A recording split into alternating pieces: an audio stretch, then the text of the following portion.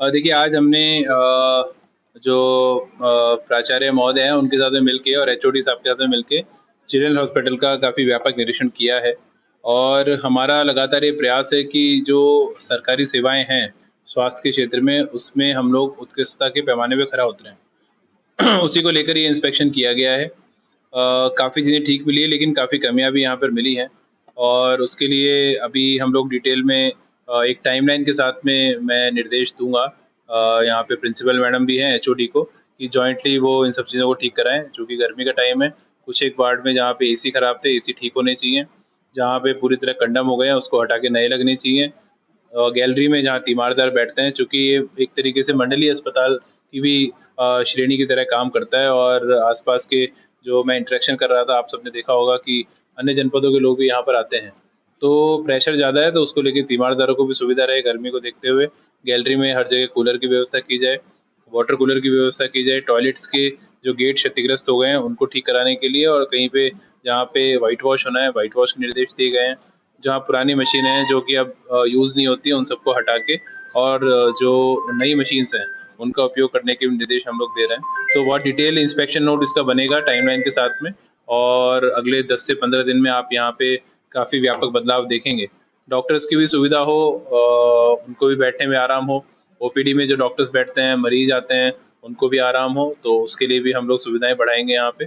Budget की कहीं कोई कमी नहीं है, और हम लोग पूरी तरह मजबूत इच्छा शक्ति के साथ में शासकीय सेवाओं को उत्कृष्ट करने पे काम कर रहे हैं। सर बेड की समस्या देखी गई और पीने के पानी की और अटेंडेंट के लिए चेयर नहीं बैठने के लिए।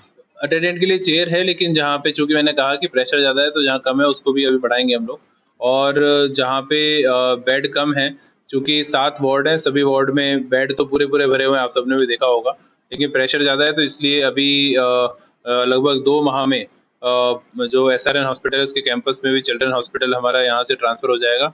बड़ी बिल्डिंग बन रही है, तो वहाँ पे जब ट्रांसफ़र हो जाएगा तो फिर ये समस्याएँ खत्म हो जाएँगी। दो मेन क्वेश्चंस ये है कि क्योंकि हाई कोर्ट का आपने देखा कि पिछले जो सख्त ऑर्डर है, पहला तो ये कि जो मेडिकल शॉप्स है जो प्राइवेट, आपके एक्शन के बाद कई शॉप्स बंद हो गई हैं, लेकिन कई अभी भी हमने इंस्पेक्शन में खुद ये चीज़ें देखी हैं कि वहाँ पर जो अंदर लोग हैं वो अभी भी बाहर जो है प्राइवेट भेज रहे हैं। नहीं, ये बिल्कुल इसको अस्वीकार्य है। मैं इसमें पुनः हम लोग वैसे गोपनीय रूप से भी लगातार अभियान चला रहे हैं, और जो ड्रग इंस्पेक्टर हैं उनकी पूरी टीम भी इसमें काम कर रही है। और मैं आपके माध्यम से आपसे भी अपील करूँगा कि कोई भी शिकायत अगर प्राप्त होती है, इल्लीगल कोई शॉप चला रहा है और अनऑथराइज़्ड तरीके से अगर वो शॉप रन करते हैं, तो निश्चित रूप से उसमें एफआईआर भी हम लोग कराएँगे।